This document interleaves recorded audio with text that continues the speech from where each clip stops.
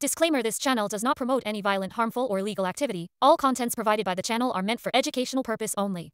আমি চলে এসেছি ঝুমার কাছে এবং এক গুচ্ছ বিতর্ক নিয়ে, যে বিতর্ক বেশ কিছুদিন ধরে চলছে এবং এটা বহু পুরনো বিতর্ক, বারবার বিতর্ক চাগার দায় সামনে আসে এবং একই রকম ভাবে ধামা চাপাও পড়ে যায়।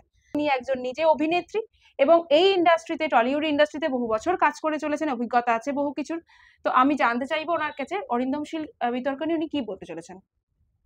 হ্যাঁ, দেখুন, অরিন্দম শীলরা তো এরা নাম শুধু একটা, যে অরিন্দম শীল এই নামটা শুধু আছে, তার সঙ্গে অনেক অনেক অরিন্দম শীলেরা আছে।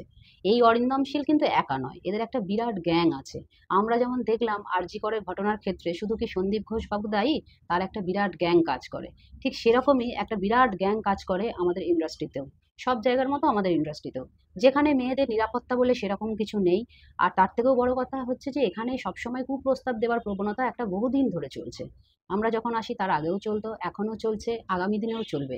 এবার এই কুপ্রস্তাব দেওয়ার প্রথা কেন চালু হলো? চালু এই জন্যই হলো যে তোমাকে যদি এটা দেওয়া হয় তাহলে তোমাকে তার জন্য সুবিধাগুলো দেওয়া হবে, এই কাজগুলো তুমি পাবে, এই ধরনের কুপ্রস্তাব। তুমি যদি সেটাকে রিফিউজ করো তাহলে তোমার পানিশমেন্ট হিসাবে কি আসবে না, তুমি অমুক জায়গায় আর কাজ করতে পারবে না। আর এই অরিন্দম শীলেরা অত্যন্ত প্রভাবশালী হন। তারা যখন এই কাজগুলো করেন তারা জেনে শুনেই করেন, কারণ জানেন যে আমি এত প্রভাবশালী, আমাকে কেউ কিছু করতে পারবে না, ফলে আমি এটা করতেই পারি। এবং এদের অভ্যাসটাই হচ্ছে অনেকজনকে এই জিনিসগুলোকে বলা বা এই জিনিসগুলো করা। এগুলো করতে করতে এতই অভিজ্ঞ হয়ে যায় যার ফলে ওদের অপরাধ বোধ জাগে না। কারণ ঠিক আছে, বলেছি, এর আগেও তো আরো অনেক মেয়েকে বলেছি, তো কি হবে, কেউ আমার কিছু করতে পারবে না, কারণ প্রশাসন আমার হাতে আছে। আমার সঙ্গে এমন কিছু সংঘবদ্ধ গোষ্ঠী আছে যাদেরকে বললেই ম্যানেজ করে নেবে। আমার বিরুদ্ধে অমুক জায়গায় কমপ্লেন করলে অমুক জায়গায় যে বন্ধুরা বসে আছে তারা আমারই লোক, আমি একটু বলে দেবো, ব্যাস হয়ে যাবে। তো এই ম্যানেজ করা, এই যে ম্যানেজ করার একটা প্রবণতা, এটা কিন্তু প্রশাসনের মধ্যে যখন যারা থাকে তারা এইভাবে ক্ষমতাকে অপব্যবহার করে। প্রশাসনের হাত এদের কাছ থেকে উঠে যাক, দেখুন এগুলোও ধীরে ধীরে বন্ধ হয়ে যাবে। আর একটা বিষয়, সেটা না বললেই নয়, সেটা হচ্ছে পুলিশ প্রশাসন, যেখানে যাদের একটা বিরাট ভূমিকা আছে আমাদের এই সমাজে। খুবই দুঃখের সঙ্গে জানাচ্ছি, আমি নিজেও একটা কমপ্লেন করেছিলাম, কিন্তু পুলিশ আজ পর্যন্ত কোনো ব্যবস্থা সেইভাবে নেয়নি। এবং সেটা কিভাবে নেয়নি সেটা আমি ধীরে ধীরে আপনাকে আমার আজকে ইন্টারভিউর মধ্যে আমি বলতে থাকবো। তো এই হচ্ছে অরিন্দম শীলদের চরিত্র। আর এবার যদি বলেন যে তারপরে আর কারা কারা আসছে, কারা কারা আসছে, সকলে মি টু বলে কিন্তু বলতে শুরু করেছে, এর আগেও বলেছিল, এখনো বলছে, আগামী দিনেও বলবে। কিন্তু একটা ভয়েস দরকার আছে, যে মানুষটা বললে আরো 5 জন মেয়ে সামনে চলে আসবে, তারপরে এটা ধীরে ধীরে বন্ধ হওয়ার পথে হয়তো আমরা এগোতে পারি। এটা এটা আমার মনে হয়, আমার জাস্ট ওপিনিয়ন এটা। দেখুন, সেক্সুয়াল হ্যারাসমেন্ট বলতে কিন্তু শুধুমাত্র মানে যে টাচ করা সেটা নয়, সেটা ছাড়াও ইঙ্গিতেও বোঝানো যায়।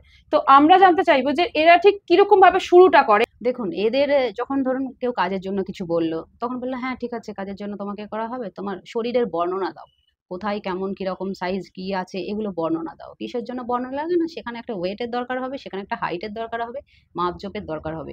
এই টোপ ফেলে কখনো বর্ণনা দাও, কখনো তুমি অডিশন দিতে এসো, অডিশন এমন একটা জায়গায় হবে, এমন একটা গলিতে হবে, সেখান থেকে লোক চলাচল তেমন একটা হয় না, এরকমও আমরা গিয়ে দেখেছি। এবং সেখানে খুব সহজেই এই সমস্ত কুকীর্তিগুলো করা সম্ভব। প্রথম দিনই তো আর লোকে কেউ গায়ে হাত দেয় না। প্রথম দিন তাকে বোঝানো হয়, এই দেখো পোশাকটার মাপ লাগবে এত সাইজের বা ইত্যাদি, এর জন্য গায়ে একটা টাচ করার একটা ব্যাপার চলে আসে। তো সেরকম ধীরে ধীরে করতে করতে করতে করতে আমরা মেয়েরাও বুঝে যাই যে এনার আসলে উদ্দেশ্যটা কি। যখন বেরিয়ে আসতে চাই তখন হয়তো অনেক সময় অনেক মেয়েরা যারা নিউ কামার আছে তারা বেরোতে পারে না।